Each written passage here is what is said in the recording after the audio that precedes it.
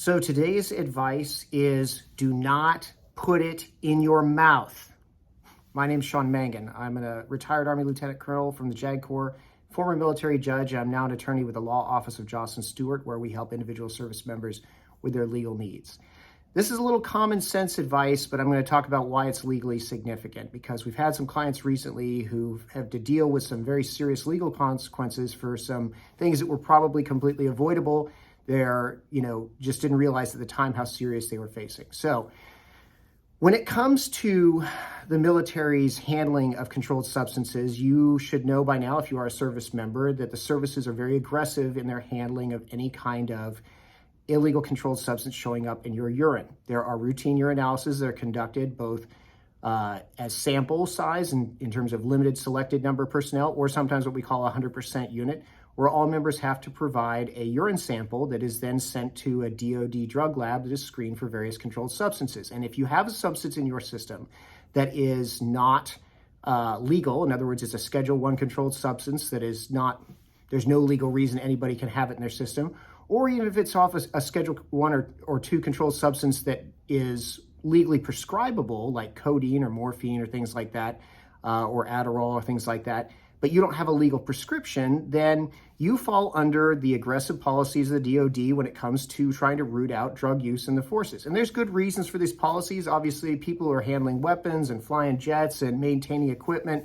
and defending our country are expected to be fully alert and capable, and it's well established that drug use is a threat to that. And so based on that policy, it has been determined after initial review that you engaged in illegal use of a controlled substance, then you're going to be processed for involuntary administrative separation. But I'm trying to take a step before that to talk a little bit about some of the things you can do to prevent finding yourself in that situation. And one of those is just be cognizant of what's going into your body. I don't vape personally, but I know that vaping has become a widespread common activity that is interesting because it's a delivery system that can be from things that are totally innocuous to totally illegal. And what will sometimes happen, and I wasn't aware of this until recently discussing, is that it's apparently comfortable and common for people sometimes to offer each other a hit of their vape and take a hit off somebody else's vape.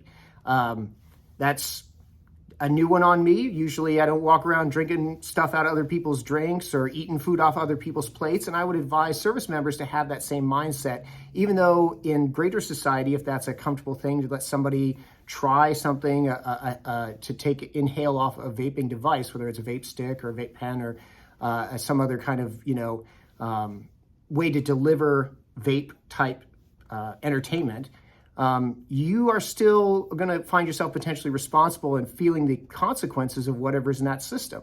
So if someone hands you an object that may have THC either in the vape cartridge itself, or the device may have been heavily used for THC and there may be THC remnants, we're talking about the active ingredient that is illegal and controlled in cannabis products, right? And it may be legal in your state, but it's certainly illegal for service members.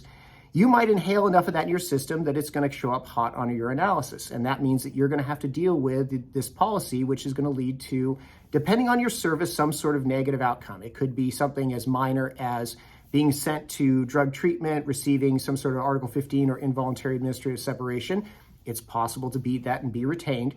In some cases, depending on the nature and facts and service involved, it could even be so drastic as to involve formal criminal prosecution under the UCMJ. So the bottom line is this: be cognizant of what you're putting in your body. Don't drink out of other people's cups. Don't drink substances that you don't know what's in them. Don't hit vape pens or vape devices that are not yours. Just politely decline or pass on it. It doesn't have to be a big thing, but it is a dangerous activity because it could cause a lot of headache and heartache for you.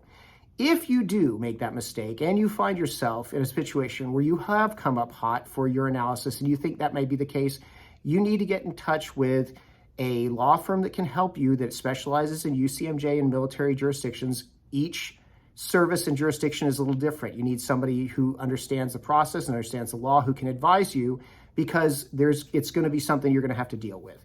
That is what we do here at our law firm, and we're happy to set up a legal consultation that's confidential. We won't share your details with anyone else. You have no obligation to hire us beyond that. We're just happy to talk to service members because that's something we believe in.